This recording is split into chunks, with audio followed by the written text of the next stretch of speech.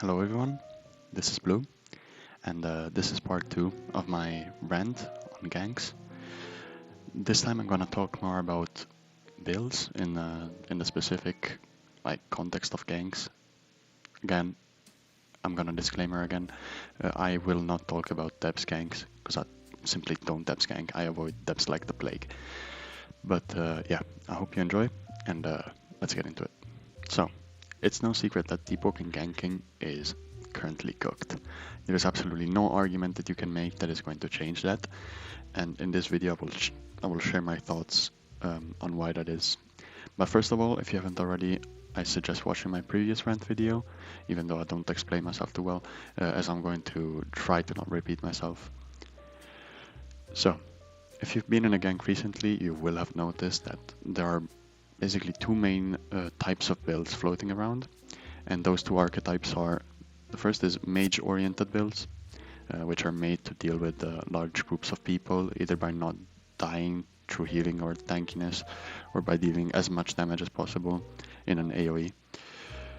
And the second archetype is brawler-oriented builds, if we want to say that, that rely on isolating 1v1s, and these can be both like regular chime tanky builds or pure glass cannon or combo builds, which is currently the meta. And then of course there's a secret third option, which is supports. Now let me just preface, this meta is dog shit. But why do I say this? Well, at first glance, if you were making a build that you use for ganking, you would probably choose something that is good at dealing with a lot of people at once, right? Well, wrong, or kinda. Let me explain. Gank builds are good in the sense that they do what they advertise. They let you fight multiple people at the same time, which is regularly pretty hard to do on any ordinary build. But they are also ass at once most of the time because of the mantra movesets and talent combinations they use that hardly allow for one-on-one combat. Let's use my shadow build, which is currently playing in the background as an example. Like, what the fuck am I supposed to do in a 1v1 with a big-ass shadow gun, shadow chains, and sing, which you don't see because I have in my inventory? It's a rhetorical question. All of these are trash in ones. The first problem in ganks right now is that boss raiding is impossible because most boss raid builds, which you honestly kinda need if you want to boss raid, unless of course you're American and your opponents have the brain that is equivalent of that of a lab rat and just stand in a straight line waiting for you to knock their friend, you will most likely lose to any and all 1v1 builds as a gank build, unless you are able to combo the shit out of a person and not let them run away in one of the 70,000 ways that you can run in this game. So, if you want to boss raid, you are at a direct disadvantage against any person that is a non-ganked focused build. And that sucks, because as soon as you try to go on a once build yourself, you will just get spat on by 4 people jumping you. So the only way that you can gank, or the only way that ganking can be fun, is basically if all of the people involved are on gank builds. Now, let's get to the second point. I already talked about this in the first video. Ether Drought, a word that sends shivers down most people's spines. Yes, as I mentioned in my other video, the Ether Drought is the main reason why some guys just feel immortal when you're fighting multiple people. If you're fighting and you hear this sound, just back it up to him. It's over, you lost. You cannot recover from a 0 ether situation in the current state of the game, even on Shadow. And this is especially bad because of the rise of the only countermeasure to this, which is Alchemist, the only viable oath for any ganking build. This oath gives you everything you need: decent healing, near infinite ether, nice tankiness, all through potions. The problem, you will still lose to 1v1 builds. Yes, it might make you live for like those 2 extra minutes and make your opponents a little more mad, but you will still go down and not be able to knock anybody. Even reinforced armor with full scaling cannot save you if you get focused and chased by a Cleave detonation Gale build. Yeah, by the way, I noted this down before the latest update. Good luck with getting quick drop now, bro. I called this. I absolutely called this. Just say goodbye and try again next life, bro. Nothing is enough to stop the base disadvantage you have when tackling groups with more than 2 people. Nothing is going to stop them from switching out and cycling campfires in front of you. It will never matter how tanky you are, because someone who specs into a full glass cannon combo build, which are extremely common right now, will always beat your ass, no matter your tankiness. But let's make the hypothesis that you are in a 1v3 with your trusty Alchemist Eyes, Crimson Kaido gank build, and you're kinda winning, you know?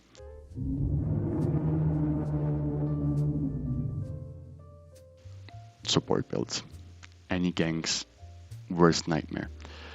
If one of those fuckers show up, you might as well pack your bags and get ready for depths, bro, because you're not winning. Somehow, no matter how much they nerf this cockroach of a build archetype, they always find a way to make it viable. And what I mean by viable is incredibly broken. If you're fighting someone who is getting supported by a Lynx Rider build, you have to have the starting mentality that you're not going to win alone. The only way to counteract a support build is by having a player specifically dedicated to dealing with them, which not only will take away a player from your team, because they're constantly preoccupied with taking the support build, but it will also destroy that player's mental state, as most support builds simply just don't die and don't stop running. Now let's talk about the opposite side of the issue, which is quick drop builds. Do these do too much damage? Yeah, especially after the latest update. Again, I did write this script before the latest update, so this was kind of not true. But now it is especially true, because even with full scaling 90 fortitude reinforced armor, you're still going to get quick dropped. The 15 HP they removed, actually 19 because they also nerfed pocket bombs, from every single build just made quick drop builds even more viable, as if they weren't viable enough and OP enough before this update. Also, since I'm already talking about this dogshit update, I'm just gonna mention the fact that if they decide to now nerf damage as well, the game is just gonna feel like it was before these 2 updates. So what was the point? Just gonna put this here. So, why are these an issue? Well, they're ironically the most viable boss raid builds around, because while a normal Alchemist build might pop a potion every 30 seconds and heal a bar, they will also get mauled in the process. They will get absolutely fucked. A quick drop build doesn't have that problem, because it is the one doing the mauling and getting rewarded in the form of knocks and HP packs. As I said earlier and in my previous video, nothing will save you from these things. Not the Alchemist, not reinforced armor, nothing. The problem with these builds, you're hard locked out of them unless you average high FPS in ganks and low ping, as they are nearly unplayable when you can't see what your opponents are doing or can't chain your M1s. So they do require a mild amount of skill, and thus are kind of more respectable, but they don't make the state of ganking any better. Actually, they make it way worse. So how do we solve this dogshit state that the game is in? Short answer, we fucking don't. These problems arise from the fact that Deepwoken players refuse to play the game regularly and will always find the most efficient way to make you smash your keyboard on your table.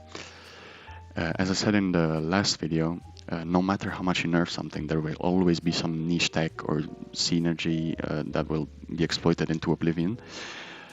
But there is a long answer. So firstly, I believe that the Deepwoken devs should revert the ether changes they made. I already said this in the other video, as that will let people vent more often while getting ganked, and, you know, save themselves from 3-bar combos by combo builds. And they will also make oaths other than Alchemist viable for group fights. Moreover, it will actually let you be able to knock players or chase after them after they get low and start running away. And in second place, supports, especially Lynx Rider, need a fundamental gameplay rework. They need to be changed. They can't stay like this. They are way too OP in the current game.